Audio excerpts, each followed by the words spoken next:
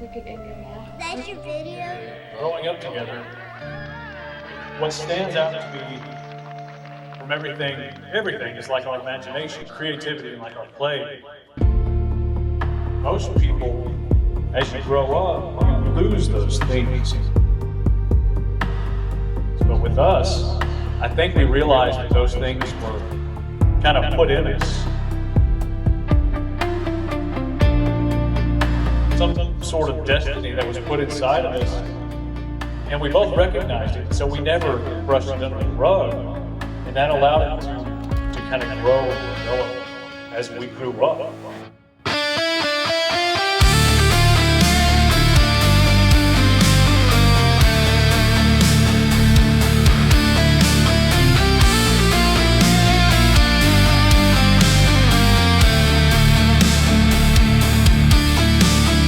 Not even to go against the grain. I think it's just to provide and create from an integral kind of the way that art was meant to be made.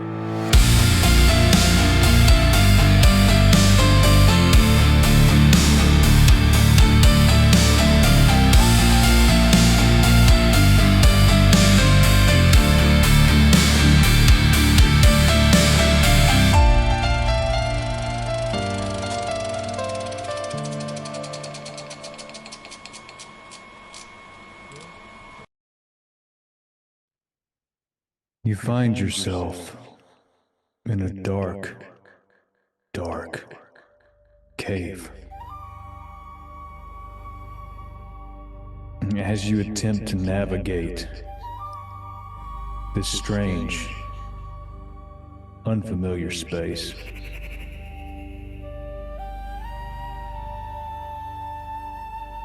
the walls seem to echo with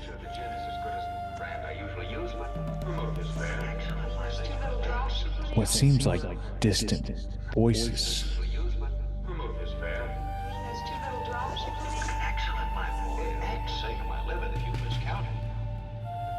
As you progress and become familiar with this cave, all of a sudden you see this light.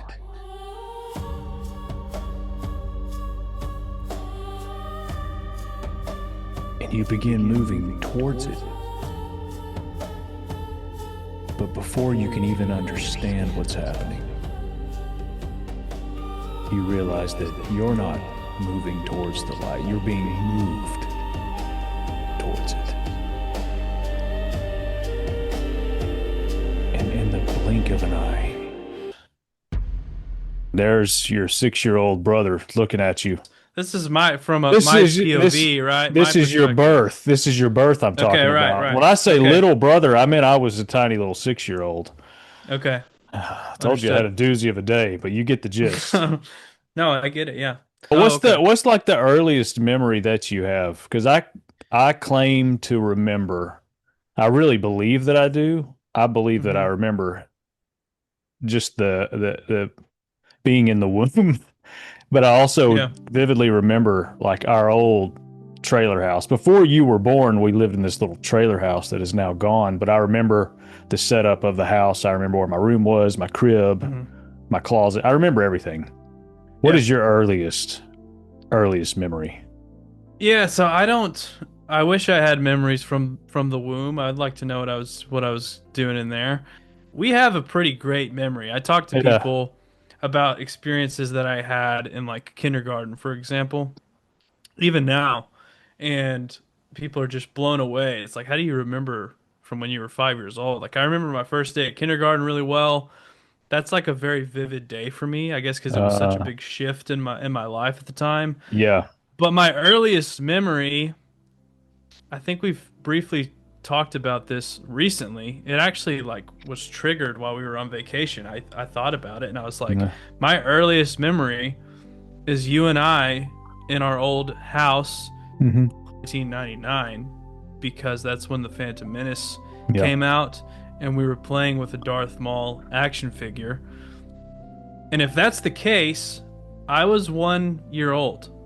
Yeah.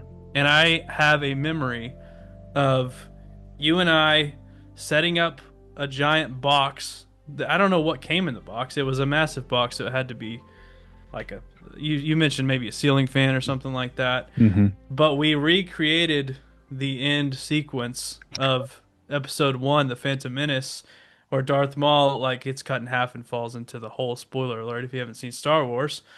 But I remember us playing with those action figures and recreating that scene from a movie we hadn't even seen yet. It was like something Yeah. you had heard about what happened at the end of it, and I just remember that's the first memory that I have, and I think that's really interesting because one, I was probably a year old, maybe 2 years old, Hmm. and two, it is related to two things that have carried on with me for the rest of my life, which is my appreciation and love for Star Wars, Yeah. which is very high as far as importance goes for films and things of that nature. For me, has had a huge impact on my life, Star Wars, and two, us playing together and being creative and telling stories in our own way. And Yeah. so I don't think that being my first memory is a weird coincidence. I think that was planted there as something I would remember to carry on Yeah. uh, in the rest of my life. So, Well, what's wild about it too is like you had to, if it was 1999, you were one. Phantom Menace came out. hmm We had the little Darth Maul figure. It was like the training version. He had the little red yeah, lining on his outfit. I remember not being able to walk. I remember like perching myself up on the box. Like It's I don't think impressive. I could. I don't think I could like fully move around. Yeah, that's epic. It Yeah. was I mean, I can confirm that memory because it was definitely a box. And it was, I want to say it was a ceiling fan because the the box itself, the cardboard, like packaging part of it, we turned it up vertically because hmm it was a big tunnel for the hole that he falls down in. And then we used the styrofoam that the actual fixture itself went in, and it had this big kind of round, like cool structure to it. And Yeah. we created the set out of it. It had to be a ceiling fan box. Um, And and I didn't yeah, know if that was a real memory or if I dreamed that, but then I brought it up and you were like, "Oh yeah, that was a real." thousand Which percent you real. would have been like 6 or 7 at the time, so you would have a more Yeah, probably vivid memory of that instance. But whenever I told you were like, "Oh yeah, that actually happened," and I was yeah, like, that is the first memory I had. yeah, yeah, yeah. It's cool too. And like, well, I didn't get to see the movie. I never saw it. My friend saw it, and I had this like Star Wars magazine that I think I was fortunate enough to get from Walmart, and it had all the bios. I saw it on Instagram. I found the cover of it, but it had all the bios in the magazine, and so hmm that gave me a grid for the story. And then my friends were like, "Yeah, Darth Maul got cut in half and fell down a hole," and Yeah, so I recreated what I couldn't experience myself. And you were my cohort in that when you were born, you know. yeah, I don't know how much of your love for this stuff I've like roped you into or what, but yeah. yeah, I've thought about that too.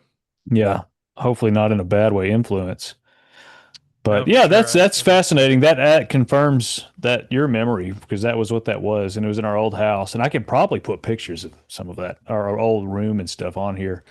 And it's Uh, funny because I have a few memories of that old house, like early 2000s, 1999, whenever it was, mhm. and they all are correlated to like I don't know, like creative elements, like toys. Like I remember walking into the living room. I believe it was either my birthday one year or Christmas. Yeah, And the time frame that we lived in this house was between me being born and like 2003, I believe. So it was like between the years of 1 and 4 or 5 for me. yeah, And I remember waking up and walking into the kitchen, and mom had like set up a giant like Thomas the Tank Engine, yeah, like train set. And I remember that was the first memory I had of being like super excited and lit up. And I yeah, remember like playing on the ground and like piecing up, like making my own train track and like having you know what I mean? So that element yeah. of like play and just kind of freedom, like those are the memories that really stand Yeah. out to me from being a kid. There's Yeah, nothing that's cool. else really does. I Yeah. remember that too. Yeah, world building, build your own little tracks and stuff, had all the Yeah. trains. If we could go back to that house, my dream one day, this is a vision I have. One day, if I ever become like a billionaire, Hmm. I'm gonna go. You can tell me how healthy or unhealthy this is, being a professional, in your field. But Psychologist. yeah, psychologist. I want to more than anything go buy that house and the Hmm. land, and I want to go buy all these old places, and I want to renovate them back to what they used to be, and just have little vacation homes that I go visit. Yeah. I I mean, don't if know. it's one of those things, the only reason I would say that would be unhealthy is if it's like you're just that's all the money you have and you just blow it on that. But I mean, if Okay, you've got money to spend, be worth if it. you've got an excess amount of money where it's not going to make an impact on your life, I understand that. I think it's, Yeah, there is something to the kind of innocence of childhood that we yeah, naturally want to go back to and experience. And so I think that's yeah, probably part of it as well. Because even as you're saying that, I'm thinking like that would be really cool yeah. to do that. Well, it's a testament Um, to how golden and valuable those times were. That the fact that you yeah. want to go back and relive that stuff. Hmm. That's what I was thinking about, like driving back here, knowing that we were going to hop on here and just talk. We didn't have a plan or anything, but I did think about all those memory, even when we moved into like the new house. I think it was 2002. It's funny that Star Wars movies are a calendar indicator Hmm. to know when and where we were and such. Yeah. But 2002 is when Attack of the Clones came out. But Mhm. even memories like when we moved into our house, and like one of the first things we brought in was like some action figures and stuff when the house was empty and it had that smell to it. Yeah. Just like Hmm. little memories like that. And Spider-Man came out, watching that on the big screen in there, and ordering like pizza on Fridays, going to that Hmm. little crappy little movie store, and renting a Hmm. movie and getting pizza, and going to the movie store, period, Blockbuster, Yeah. and like renting video games and movies. But um all I was thinking about how golden that stuff was. A lot of people don't have stuff like that. Their childhoods weren't that good, stuff that maybe even they Yeah. subconsciously forgot or I think the sad thing is so many people grow up and it's like when you're born and when you're a kid, you have this we're born with like innocence, right? yeah, We're yeah. born with imagination. As a kid, you kind of even thinking about, playing with the Darth Maul action figure and playing with the Thomas the Tank Engine toys and stuff like that. It's like I remember being on the ground and like imagining mountains were around the train set and like, oh, I'm Yeah. gonna build this track's gonna go over the mountain and oh no, there's the evil train is coming. There's just so Yeah. many. Our minds would take us into places that you can't go unless you're a kid, really. Uh-huh. Um, Well, but at some that's point, how we were able to turn a fan box into an actual legit yeah, for sure, you're world. making do with what you have, and you're Yeah. imagining these kind of preposterous examples of a reality that you're living in, or whatever the case is. But Hmm. um, at some point, as you get older, you get into school, you get pushed down on the playground. A teacher says something mean to you. You start experiencing pain, and people start shutting your creativity down and shutting your openness to new experiences down Yeah. and shutting your imagination down. And then you get to a certain age, like, adolescence, teenage years, um, whenever your brain's more developed and you start, getting into more sophisticated situations and topics in school and things like that. And it almost feels like the system programs you to cut all of the creativity off at a Yeah. certain point and Uh-huh. to just conform to the system, conform to the way that most people do things.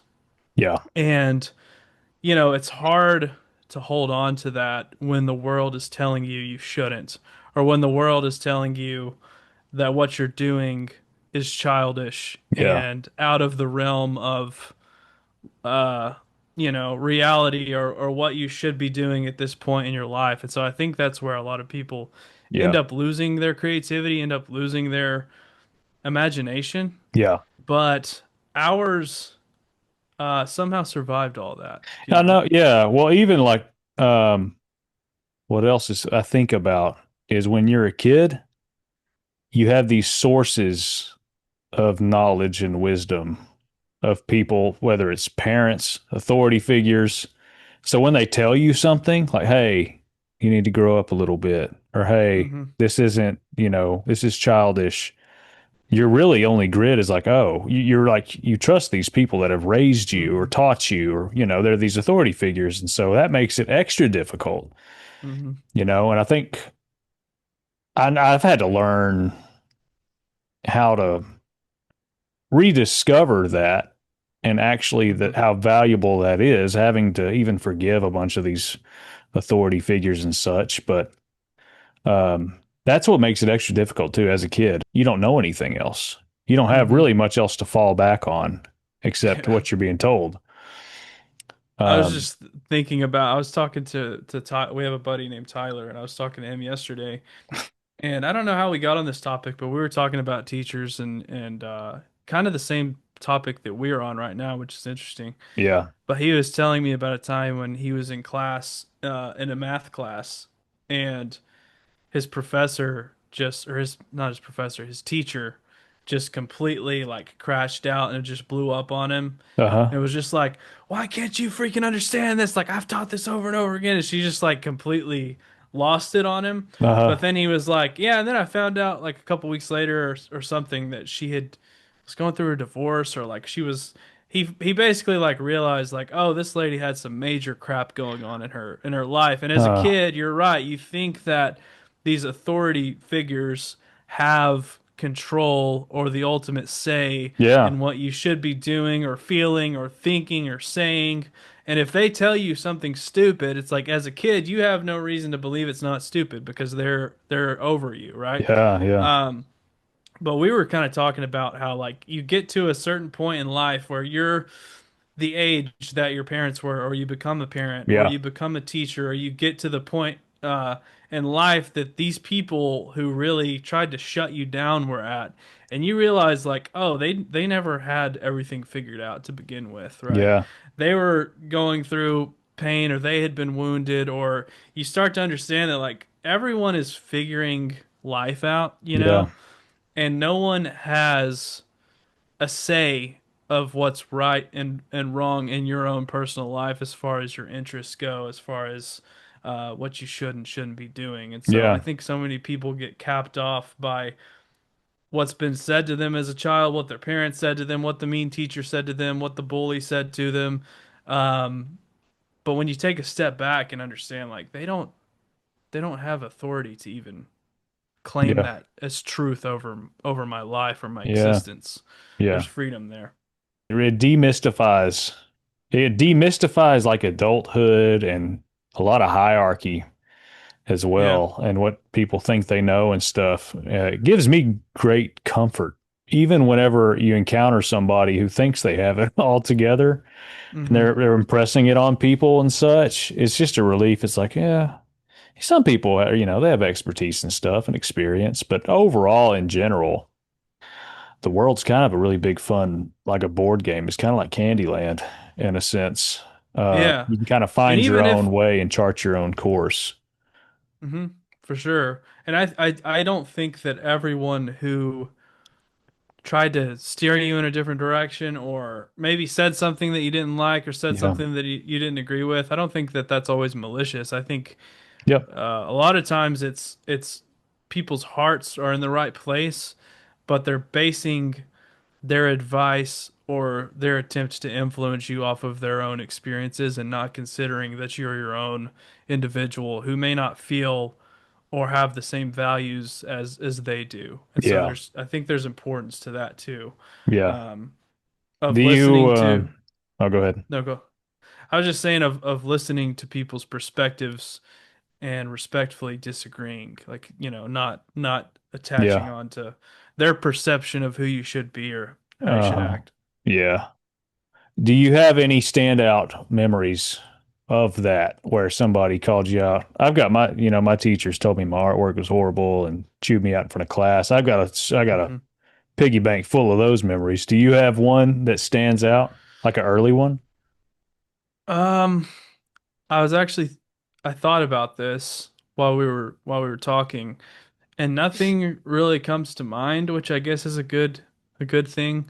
I don't necessarily have a memory of someone just completely shutting me down as far as like creativity goes. I remember I had a teacher, I won't even say what grade it was in because, for people who know us, Yeah. the town is small enough to where you'd be able to pinpoint who this person is. But Yeah. I had a teacher that really did some damage emotionally to me as a I was about to say what age I was, but again, I'm not trying to give away any information. But Yeah. yeah, I remember a specific teacher really causing some damage to my confidence, I suppose. But as far as the creative stuff goes, can't really recall that. I got, when I got diagnosed with leukemia, I went through that 5 years of life. Like, Yeah. no one's gonna dare attack my creativity or whatever is going on there. I kind of had a ticket for a few years to not have Yeah. to really worry about that. But Yeah. yeah, That's funny. You had a pass. yeah, Who's I had gonna a attack real you? disadvantage in a lot of ways, but in a lot of ways, like I was able to skip over some of the things that you go through as a 9, 10, 11, 12 year old. I think Yeah. there's obviously the flip side of that where I missed out on a lot of developmental milestones and being around friends and having to be in the hospital for months at a time and stuff like that. But Yeah. there Well, were definitely some good things.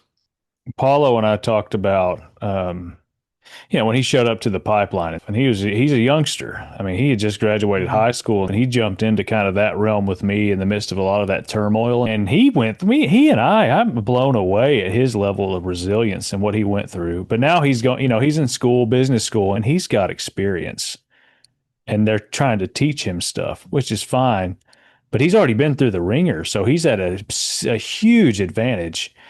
And I don't know if that could be applicable to your situation, even with the cancer. Yeah, you missed out on a lot, but you experienced something that not a lot of little kids have experienced, Hmm. that level of, everything, pain, trauma.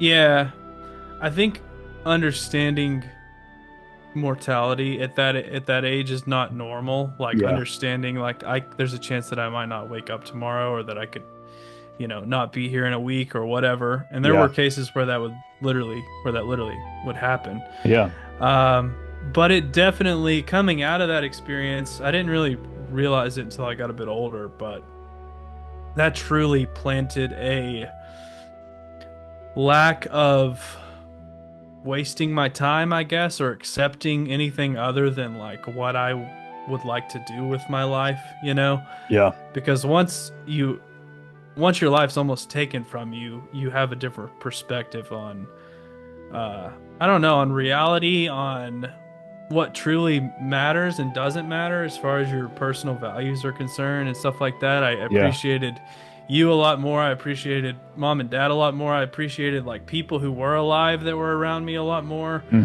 But I also valued my time so much more.